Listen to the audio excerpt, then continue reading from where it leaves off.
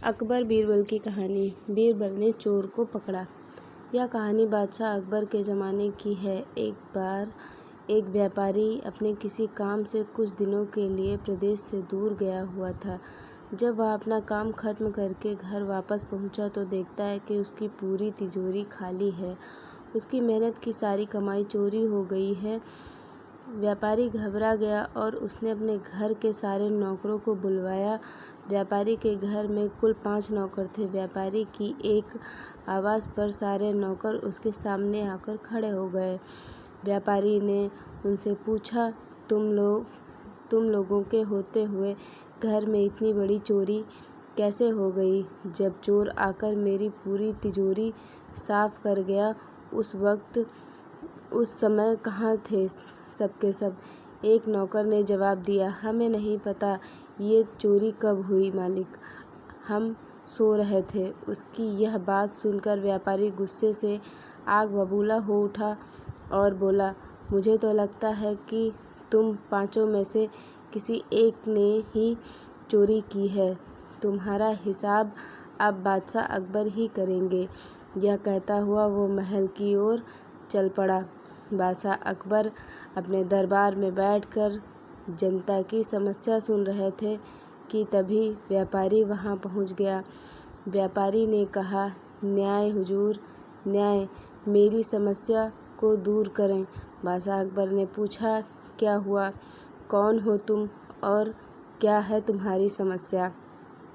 व्यापारी बोला, मैं आप ही के राज्य में रहने वाला एक व्यापारी हूँ महाराज।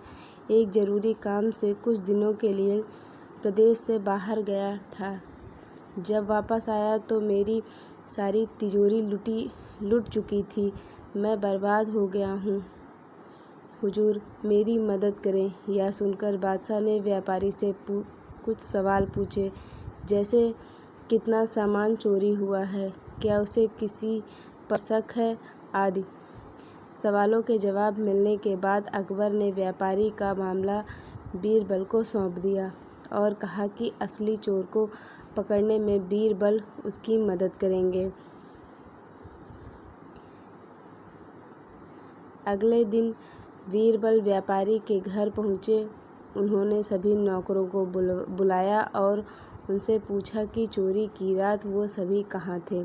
सभी ने कहा कि वो व्यापारी के घर में ही रहते हैं और उस रात भी व्यापारी के घर में ही सो रहे थे। बीरबल ने उसकी बात मान ली और कहा, आप सभी को परेशान होने की ज़रूरत नहीं है। मेरे हाथ में ये 5 जादुई लकड़ियाँ हैं। मैं आप सभी को एक एक करके लकड़ी दूंगा।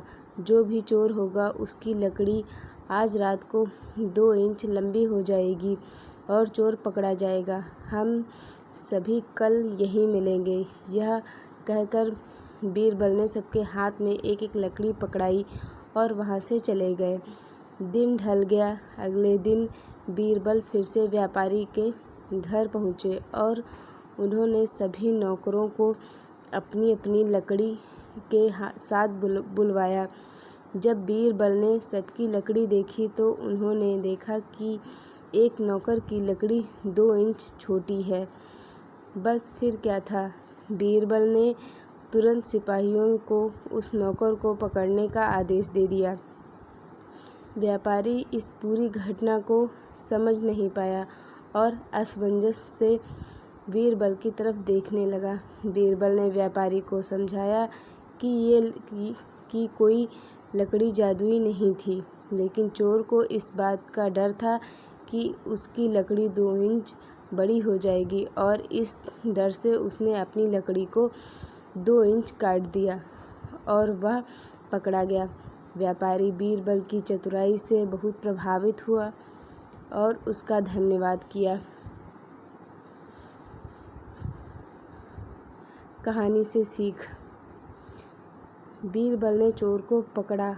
कहानी से हमें यह सीख मिलती है कि गलत काम चाहे जितना भी चतुराई से किया जाए, लेकिन वो सभी की नज़रों में आ जाता है और उसका अंजाम हमेशा बुरा ही होता है।